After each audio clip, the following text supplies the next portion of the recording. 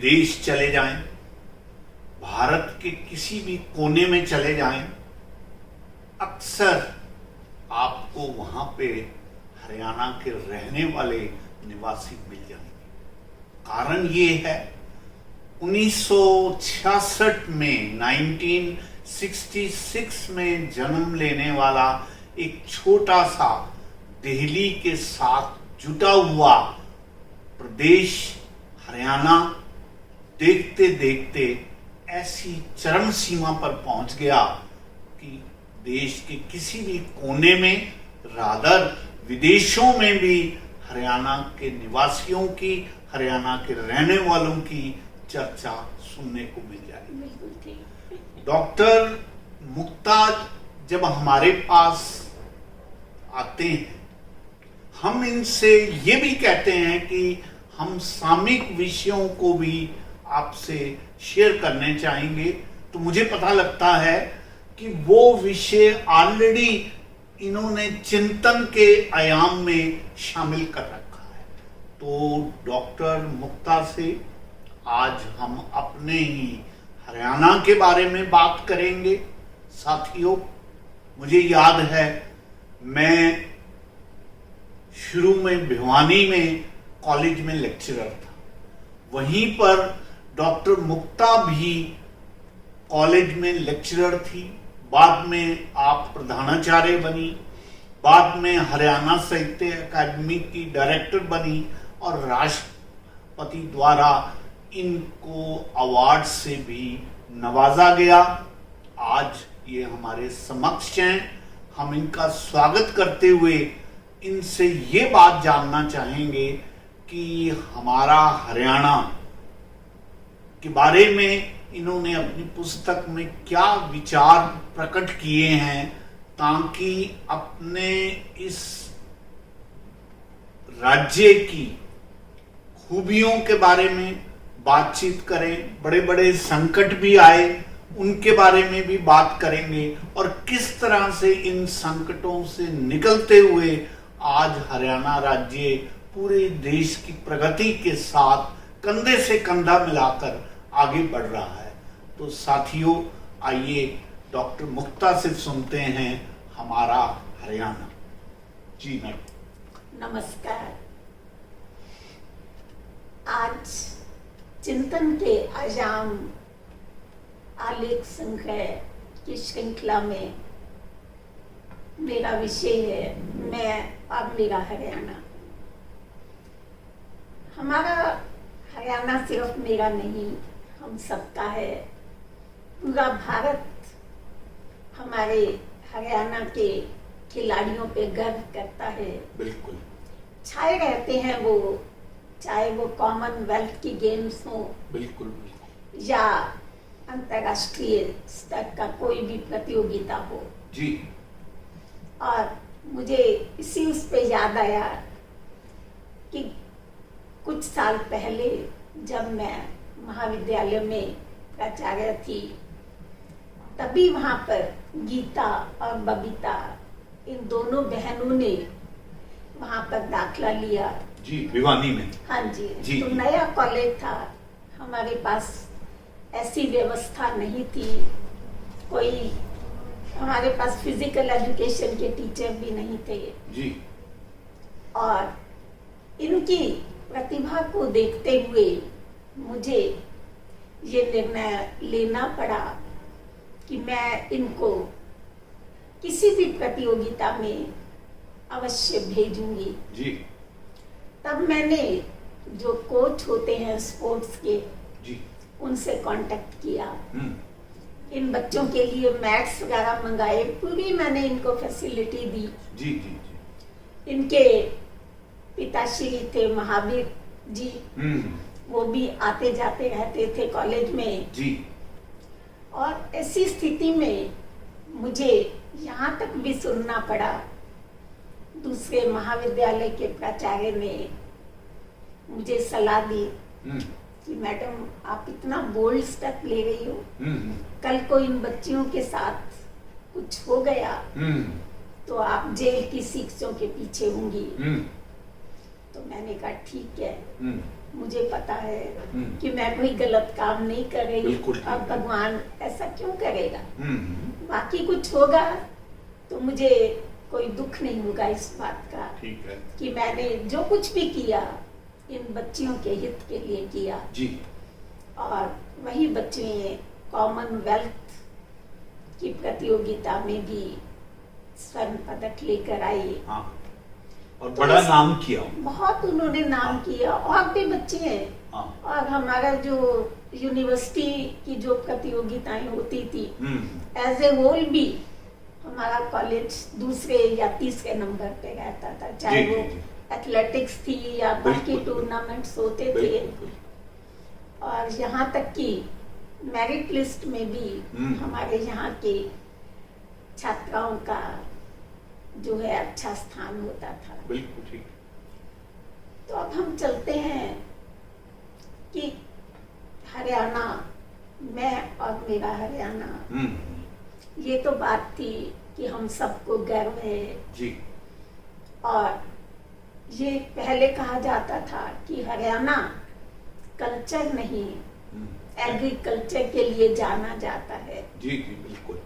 परंतु देखते थे। आज हम सगर्व हाँ। इस बात को कह सकते हैं जी। कि हमारा हरियाणा सिर्फ एग्रीकल्चर के लिए नहीं, कल्चर के लिए भी जाना जाता है, बिल्कुल ठीक। जिसका हमारे सामने बहुत ये प्रतीक है। और हमें ये गर्व भी महसूस होता है कि दादा लक्ष्मी चंद जो कि इतने अच्छे रागनीय लिखते थे, बिल्कुल बिल्कुल, उन पर फिल्म बनी जी। और उसे सर्वश्रेष्ठ फिल्म का पुरस्कार मिला। जी जी madam, he was known as the Shakespeare of Haryana. बिल्कुल ठीक कहा आपने, मैं इसी बात पे आ गई थी। बिल्कुल। जितना उन्होंने कोई विषय नहीं छोड़ा। Yes yes. और मुझे बताते हुए गर्व होता है कि जब मैं हरियाणा साहित्य अकादमी में थी जी, उसके बाद हरियाणा ग्रंथ अकादमी में रही, ये एक किताब थी लक्ष्मी चंद ग्रंथावली, जिसका 100% योगदान होता था। और हर साल हमें इसका नया एडिशन निकालना पड़ता था। ठीक। तो लोगों की इतनी डिमांड रहती थी, यस। वो यही जी हमें आप ये किताब दो, हाँ। इसे उपलब्ध कराओ। हाँ। और उसके बाद तो बहुत सी ग्रंथावलियां निकली, मैंने भी बहुत सी और निकलवाई, जी। परंतु लक्ष्मी चंद जो है उनका अपना ही नाम है, इसीलिए उन्हें शेक्सपियर ऑफ हरियाणा भी कहा जाता है। ठीक है। कोई ऐसा विषय नहीं है जिस पे उन्होंने चिंतन नाम नहीं किया। ठीक बात। ठीक। अब हम चलते हैं कि हरियाणा जो है बहुत ऊंचे पायदान पे है, कितनी अधिक उन्नति कर ली 66 के बाद हमारे हरियाणा प्रदेश ने। और यहाँ की बच्चियां, चाहे वो नागनौल की बिटिया है, जिन्हें यूएनओ तक में अच्छे स्थान मिले हैं। कल ही पढ़ रही थी एक और बिटिया जिसका अभी वो कंप्लीट भी नहीं हुआ है, उसे 50 लाख पर एनम पे जो है उसे ले लिया गया है। Very good. तो उनको विदेशों में हमारे बच्चों को बहुत अहमियत मिल रही है। और ये तो सर्वविदित है कि जहाँ तक मेडिकल प्रोफेशन का संबंध है, बिल्कुल, बाहर से लोग हमारे यहाँ पर आते हैं इलाज कराने के लिए। बिल्कुल। और चाहे विदेश के किसी आप कंट्री में ले लीजिए, सब जगह पर हमारे भारतीय डॉक्टर हैं। यस। वे थाप जमाए हुए हैं। बिल्कुल बिल्कुल। और बीच में तो एक सर्वे भी हुआ था, आखिर ऐसी क्या बात है कि जो यहाँ के बच्चे हैं उनका आईक्यू इतना अच्छा कैसे है। बिल्कुल। और ये बताते हुए भी गर्व होता है कि कितने छोटे छोटे बच्चे हैं जिन्हें इतना ज्ञान है, जिन्हें कि वो ये कि गूगल कहा जाता है। गूगल बॉय के नाम से। और वैसे अभी भी मैं ख्याल एक हफ्ता पहले भी मैं देख रही थी जी। कि गुरुकुल के 3 बच्चों को दिखाया हुआ था जिनसे आप कोई प्रश्न पूछो वो तुरंत उसका उत्तर देंगे। पूरी गीता का एक एक श्लोक उन्हें याद है।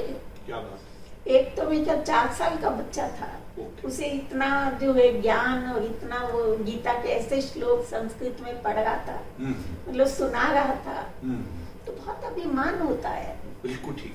तो ये हम कैसे कहें कि हमारा जो हरियाणा है कल्चर के लिए नहीं,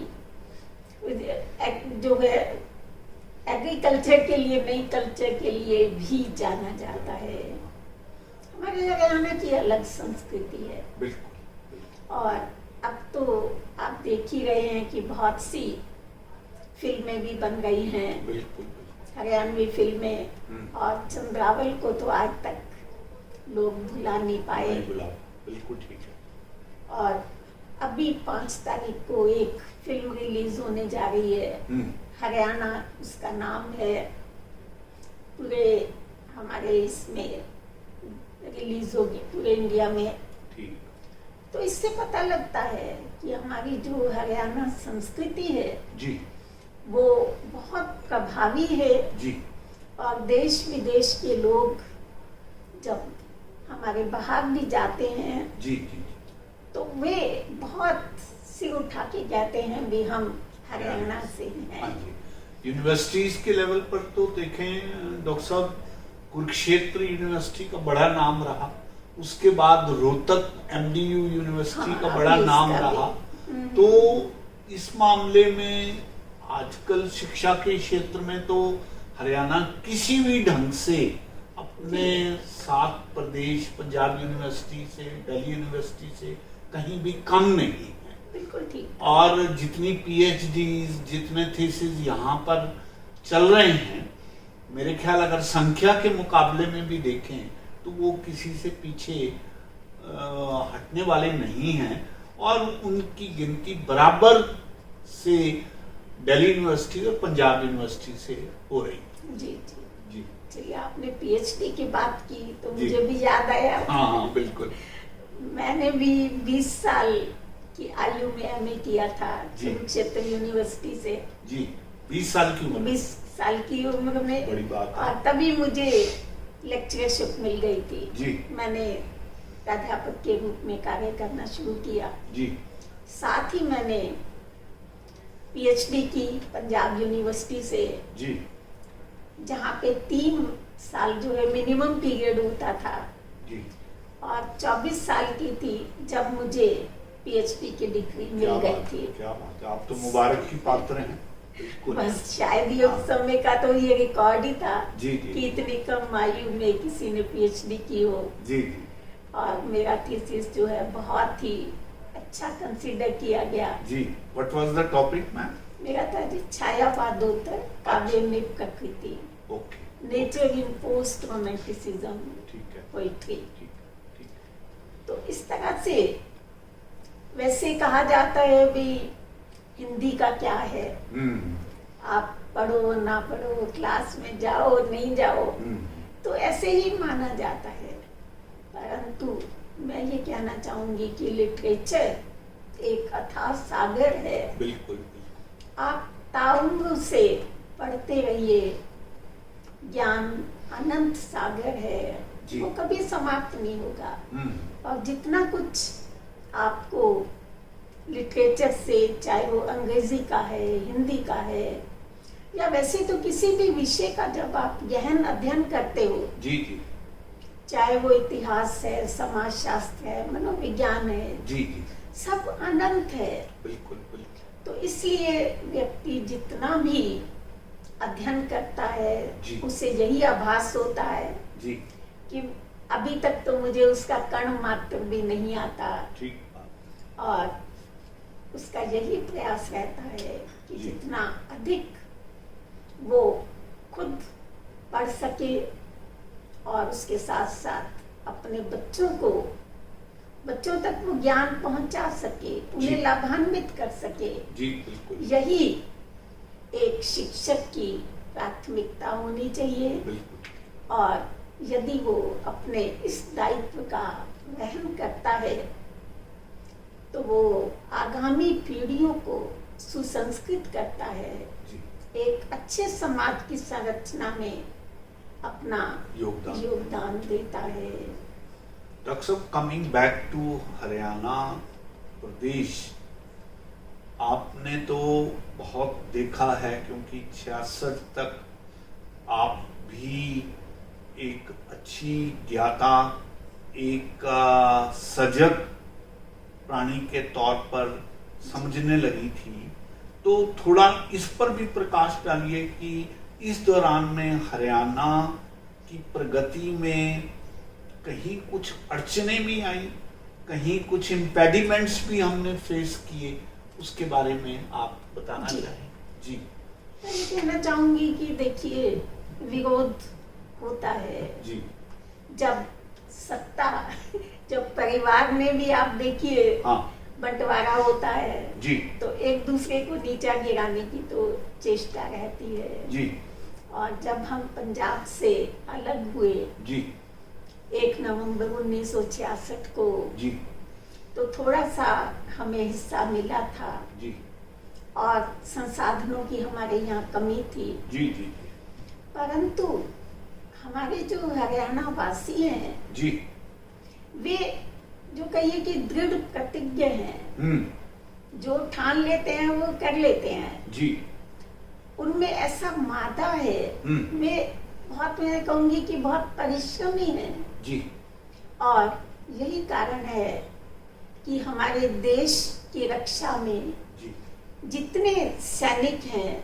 चाहे किसी भी आर्मी में है, ठीक है, चाहे वो वायु सेना में है, नेवी में है, जी, या वैसे हमारी आर्मी में है, जी, सबसे अधिक शायद 70% जो है हमारे हरियाणा के हैं। जी, जी, बिल्कुल, बिल्कुल। और नहीं, एक रेजिमेंट है which is known as Jat regiment. हाँ जी, जाट तो, रेजिमेंट हाँ, है। अब यादव रेजिमेंट हाँ, के लिए तो आप देख ही रहे हैं कि हाँ, कितना संघर्ष हो प्रयास रहा है, हाँ, प्रयास हो रहा है। जी, जी, जी, जी। डॉक्टर साहब, मैं आपको उस समय की भी याद करवाना चाहता हूँ जब रिजर्वेशन के नाम पर हरियाणा की संपत्ति को जलाया जी जी, और बहुत हरियाणा का नुकसान हुआ, लेकिन अंततः हरियाणा उस स्थिति से भी निकल के बाहर आया और आज हम नॉर्मल ढंग से अपने दिनचर्या में व्यस्त हैं, लॉ एंड ऑर्डर भी ठीक है और जो व्यापारी वर्ग है वो भी संतुष्ट। आपने बिल्कुल ठीक कहा जी, सर। मैंने भी अपने इस लेख में जी, इस बात का जिक्र किया जी, कि वैसे तो देखा जाए आरक्षण क्या है, जी, संविधान में यही लिखा गया था, अंबेडकर जी ने यही लिखा कि 10 वर्ष तक ऐसे लोग जो सामान्य लोगों से की बराबरी नहीं कर सकते, बिल्कुल, कहते कि उनको 10 वर्ष तक आप सुख सुविधाएं दे दीजिए, जी, सुविधाएं प्रदान कीजिए ताकि वो उनकी बराबरी कर सके। जी, परंतु दुर्भाग्य है देश का कि इतने वर्ष हो चुके हमें, 1950 में संविधान लागू हुआ और आज आप देख लीजिए 2022 से हम आरक्षण को समाप्त नहीं कर पाए। जी, पहले क्या होता था कि ये बताते हुए लज्जा का अनुभव होता था, जी, अरे हम इस कैटेगरी से हैं, हाँ, परंतु आजकल तो हम धड़ल्ले से हाँ, मानते हैं, अनशन करेंगे, जाके जो है हम रेलवे स्टेशन पे जाकर बैठ जाएंगे ताकि चलने नहीं देंगे हम, यस, और कितना कुछ हम लोग करते हैं। जी,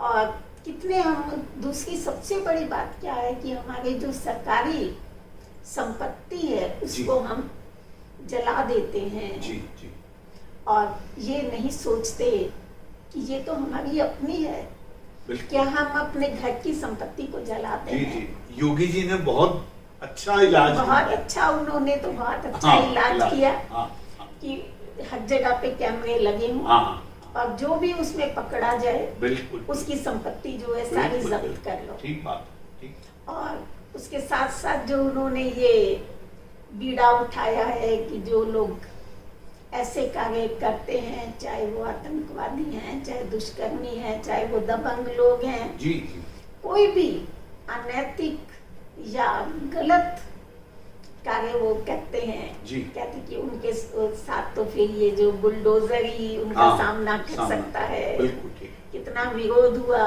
यस। सब कुछ हुआ, परंतु नहीं, वो डटे हुए हैं। हाँ, और हम तो जो है बहुत इस बात से प्रसन्न है। हाँ। और सच बात है, कामना करते हैं कि ऐसे नेताओं को परमात्मा लंबी जिंदगी दे लंबी जिंदगी और दे। वो अपने इस लक्ष्य में इसी ढंग से लगे रहें और इस मुल्क को उठाने में उनका बहुत भरसक प्रयास जो है वो सदियों तक इतिहास में दर्ज हो जाएगा और उसको याद किया जाएगा। वैसे तो देखिए, यही कहते हैं ना भी, असंभव शब्द जी या वो शब्द तो मूर्खों के शब्दकोश में होता है। बिल्कुल ठीक है। कि ठीक है, यदि आप कोई निर्णय लेते हो हाँ जी सोच विचार के, अपने बिल्कुल। विवेक से लेते हो, बिल्कुल बिल्कुल तो उस स्थिति में किस चीज की आवश्यकता है? जी। आप पीछे मत हटिए, हम्म कितना भी विरोध हो आप उसका हम्म सामना कीजिए जी। डट करके।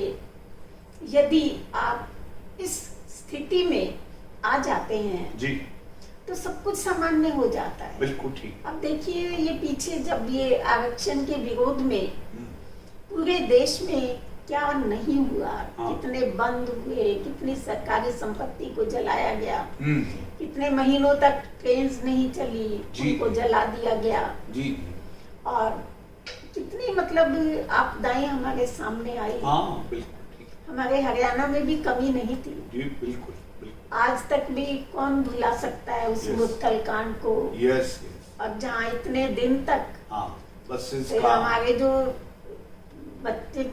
जो बच्चे थे, परिवारजन थे, गाड़ियों में उनको 2-2, 3-3 दिन रात वहाँ पे गुजारने पड़े। बिल्कुल ठीक ठीक। और क्या कुछ नहीं हुआ महिलाओं बिल्कुल, के साथ, बिल्कुल। बच्चों के साथ। हाँ डॉक्टर साहब, उन कितनी दिनों हत्याएं में हुई। मैं सोनीपत बतौर डिप्टी एक्साइज एंड जी। टैक्सेशन कमिश्नर के तौर पर पोस्टेड था जी और रोडवेज की पूरी बसेस वहां जला दी गई और मेरे हिसाब से करोड़ों रुपए का हाँ जी, हमारे राज्य का नुकसान हुआ। और क्या हासिल हुआ? करोड़ों के अरबों हाँ, का ये तो भी बिल्कुल, कोई बिल्कुल। उसमें Yes, अतिशयोक्ति नहीं होगी। बिल्कुल ठीक है। असल में समस्या क्या है कि हम जो हमारी जो युवा पीढ़ी है वो उनका विवेक नष्ट कर देते हैं। यस और नहीं कहना चाहिए कि हमारे जो सत्ताधीश हैं जी वो उनके कहे अनुसार चलने लगते हैं, शतरंज के मोहरे की तरह उनका उपयोग होता है। बिल्कुल ठीक। और वो लोग अपने भविष्य की परवाह नहीं करते। हाँ अच्छा, ये भी इस कारण से है कि उनको आश्रय प्राप्त होता है हाँ उनका, इसलिए वो दबंग होके कुछ भी करते रहते हैं। हम्म, यदि हर मतलब वही कहना चाहिए, हर राज्य में योगी जी हो तो शायद हाँ, ये बिल्कुल। समस्या उत्पन्न ही ना हाँ हो। हाँ हाँ बाकी ठीक है, अब हमारे यहाँ भी हमारे मुख्यमंत्री महोदय बहुत अच्छे ढंग से राज्य को चला रहे हाँ, हैं। हाँ। वे भी सशक्त हैं बिल्कुल बिल्कुल और योगी जी की भांति वो भी अकेले हैं, बिल्कुल ठीक। चाहे वो मोदी जी हो, योगी जी हो, हाँ। मनोहर लाल जी हो। हाँ ठीक। क्योंकि इनको अपने हाँ किसी स्वार्थ का पीछे तो नहीं, स्वार्थ तो इसलिए नहीं आएगा कि हाँ। उनका कोई आगे पीछे नहीं है। बिल्कुल ठीक। उनका तो एक ही एम है ठीक बात। कि वे जिस सेवा अपने में, देश हाँ, को, अपने राज्य को उन्नति के शिखर पर ले जाएं। बिल्कुल ठीक। और बहुत गर्व के साथ हम कहते हैं कि जो जिस नजर से हमारे देश को पहले देखा जाता था, आज चाहे वो अमेरिका, रूस या कितनी भी बड़ी बड़ी शक्तियां हैं, अब वे सब उनके सम्मुख जो नत हैं। हाँ और ऐसी स्थिति में हमें यही सोचना पड़ेगा कि हमारी कानून व्यवस्था, ये जो लचर कानून व्यवस्था में जब सुधार आ जाएगा, हाँ हाँ, तो ये हादसे नहीं होंगे। बिल्कुल ठीक है। वास्तव में तो हम खुद ही इनमें योगदान करते हैं, इन्हें बढ़ावा देते हैं। बिल्कुल ठीक। और इसके साथ साथ जिस दिन माता पिता या गुरुजन ये सोच लेंगे कि उनमें देश प्रेम की भावना आ जाएगी, वो यही सोचेंगे कि हमारे जो बच्चे हैं यही हमारा भविष्य है, बिल्कुल बिल्कुल, हमारे देश का भविष्य है। तो ऐसी स्थिति में चाहे कोई भी समस्या आएगी उसका समाधान होगा। और विशेष रूप से मैं यही कहना चाहूंगी कि ये जो आरक्षण जो कोड की भांति है हमारे देश के लिए, इसे समाप्त होना चाहिए। और कई बार मन में आता है कि अभी कुछ समय पहले तक तो मेडिकल और इंजीनियरिंग ऐसी उसमें भी इनका जो है रिजर्वेशन था, फर्दर स्टडीज में चाहे पीजी वगैरह में भी, परंतु अब भले ही उसे कम किया गया है। तो कहते हैं कि यदि ये हमारे देश में ये आरक्षण लागू होता है तो ये कंपल्सरी हो जाना चाहिए कि ये जितने भी हमारे सत्ताधारी लोग हैं वो और उनके परिवार के लोग उन्हीं लोगों से ही इलाज कराएंगे, उसी जाति के लोगों से इलाज कराएंगे जिनको रिजर्वेशन देके ये इतने बड़े डॉक्टर बनाते हैं। उनके वहां नहीं, खुद नहीं जाना पसंद करेंगे। और यहाँ तक कि अब तो कोई भी जाना नहीं पसंद करता, भैया ये तो रिजर्व कैटेगरी का है। कुछ बहुत अच्छे भी हैं, ऐसा नहीं कहना चाहूंगी कि मैं सभी रिजर्व कैटेगरी के खराब हैं, परंतु अक्सर बच्चे जो हैं ऐसे आते हैं और वो दूसरों का हक छीनते हैं। बहुत दुख होता है। अभी पीछे ही मैं बताती हूँ, कुछ वर्ष पहले जब मैं कॉलेज में थी जी, तो पीजीडीसीए और एमएससी कंप्यूटर साइंस में देखकर आश्चर्य हुआ कि 87% सीटें रिजर्वेशन में गई। क्यों गई? क्योंकि इन लोगों को पहले तो मेरिट में ले लिया जाता है, उसके बाद जो सीटें बचती हैं उसमें ये फिर आ जाते हैं और जनरल के लिए बचती हैं कभी 10%, कभी 12%, कभी 15%। अब बाकी उनका कसूर क्या है? क्योंकि उनका जन्म उस जाति में हुआ ना। उनके इतनी अच्छी परसेंटेज होते हुए भी वो लोग तो धक्के खाते हैं। और वहाँ पे जो है आप सोचिए कि पास परसेंटेज भी यदि नहीं है तो भी उनको अवसर दे दिया जाता है। ये सब कुछ हर प्रतियोगिता में होता है। और प्रारंभ में जब आरक्षण हुआ था, वीपी सिंह की सरकार थी, तो उस समय पर कितने बच्चों ने आत्महत्या की, कितना विरोध हुआ, परंतु क्या हुआ? ऐसे मुद्दों पर जबकि सरकार में इनकी फुल मेजॉरिटी है, इन चीजों को तो वो जो है कम से कम दूर कर देना चाहिए। जी। और इन लोगों का कोई स्वार्थ भी नहीं है, ये तो देश के लिए काम करते हैं, मानवता के लिए जीते हैं। बिल्कुल। तो मैं यही जो कहूँगी, अनुरोध भी करना चाहूंगी हमारे राजनीतिज्ञों से, विशेष रूप से मोदी जी से, कि वो ऐसे मुद्दों को लें, क्योंकि उनमें कोई स्वार्थ की भावना नहीं है। निस्वार्थ भाव से वो केवल देश के लिए जीते हैं, उसी को ओढ़ना और बिछोना बनाए हुए वे काम कर रहे हैं। हर पल वो ही बोलते हैं कि जो 20 घंटे तक काम करते हैं 4 घंटे सोते हैं। तो ऐसे लोगों से अपेक्षा की जाती है। जी। तो डॉक्टर साहब, कुल मिलाकर हम ये मान के चलते हैं आपके इस निबंध से और आपके वक्तव्यों से कि 1966 में जन्म लेने वाला हरियाणा प्रांत बहुत से हिचकोले खाते हुए भी वो आज प्रगति के शिखर पर है।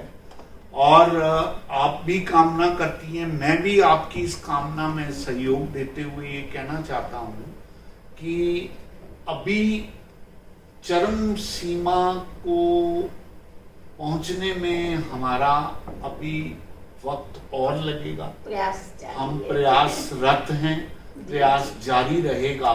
और इन कामनाओं को बीइंग हरियाणा वासी, आप भी और मैं भी, हम बहुत बड़ी कामना करते हैं कि ये प्रगति इसी ढंग से चलती रहे और हरियाणा का नाम नंबर 1 पे प्रदेश बने। मैं इस बात को निष्कर्ष पे ले जाते हुए आपसे एक चुटकुला कहा जाता है कि एक हरियाणवी और एक दूसरे प्रांत के कोई व्यक्ति आपस में बात कर रहे थे, तो हरियाणवी ने कहा कि भाई दुनिया में बड़े बड़े 30 मार कहाँ हैं, लेकिन तुम्हारा और हमारा मुकाबला नहीं है, और देखा जाए तो तुम भी क्या हो। तो कहने का मतलब है आज भी हरियाणा के जो लोग हैं वो अपने आप को सबसे अधिक 30 मार्का समझते हैं और अपने मुकाबले में वो किसी को लेके नहीं चलते। इन्हीं शब्दों के साथ मुझे याद आ गया कि कन्वोकेशन था हमारा, जब हमने हमें की जी, तो तब चौधरी बंसीलाल जी को बुलाया हुआ था। जी जी जी। तो वही मतलब है कि वहाँ पे अपना जो स्पीच दे रहे थे, कन्वोकेशनल एड्रेस, हाँ, कहते भैया ठीक है, देखो जाटों को क्या कहा जाता है, जाट रे जाट 16 दूनी 8। हाँ, हाँ। और फिर ये कहते भैया हम किसी से कम नहीं है, देखो हमारा हरियाणा जो है कहाँ पहुंच गया।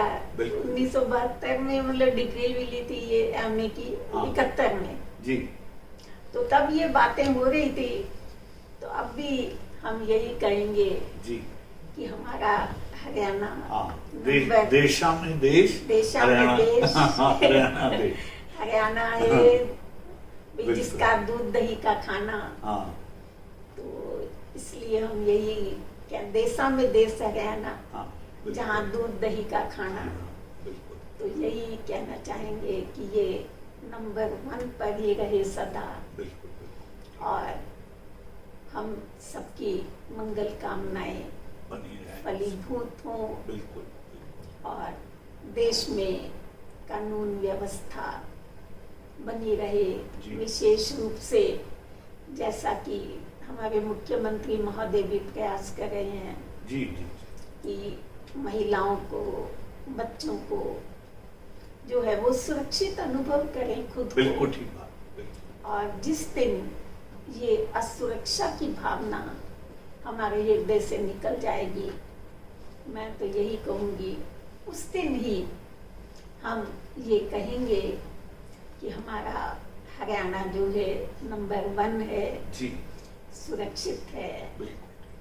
क्योंकि जब आधी आबादी प्रसन्न होगी, हाँ, सुरक्षित होगी जी, उसे समानता का अधिकार मिलेगा। ये भ्रूण हत्या, जिसमें पहले हमारा जो हरियाणा नंबर 1 पे आता था, अभी कल ही मैं पेपर में पढ़ रही थी कौन से प्रदेश में, यही था कि हरियाणा में अब 1470 बच्चियों ने जन्म लिया 1000 के पीछे। तो ये बहुत बड़ी बात है जी, कि इससे पता लगता है कि हम, हमारी जो बेटियां हैं उनको मान देते हैं। और आजकल तो वैसे भी लोग प्राउड फील करते हैं और ये कहते हैं भैया घर तो वही अच्छा जिसमें बेटी हो, और जिसके यहाँ बेटी नहीं है उसका घर तो हो। कोई आजकल कुछ लोग तो मजाक में क्या भी देते, भैया वो तो मसान समान है। तो इसी शुभकामना के साथ डॉक्टर साहब हम अगले किसी कार्यक्रम में ऐसे ही कोई चिंतन के नए आयाम ढूंढ के बात करेंगे। आज आपका हमारे स्टूडियो में आना एक बार फिर से मुबारक का पात्र है। हम आपसे इजाजत लेते हैं। और अगली बार फिर हम किसी विषय पर आपसे बात करें। बहुत बहुत बहुत धन्यवाद। बहुत आभार डॉक्टर साहब। रेडियो बूज का आपका, आपके जज्बे को सलाम, आपकी टीम को सलाम कि आप निरंतर कार्यरत हैं और प्रयासरत हैं कि हमारा देश, हमारा समाज, हमारा प्रदेश उन्नति के शिखर पर जाए, बुलंदियों को छुए। तो इन्हीं शुभकामनाओं के साथ कि ये शीघ्र अतिशीघ्र फलीभूत हों, मैं मंगल कामना करती हूँ और अपनी वाणी को विराम देती हूँ। नमस्कार। बहुत बहुत आभार।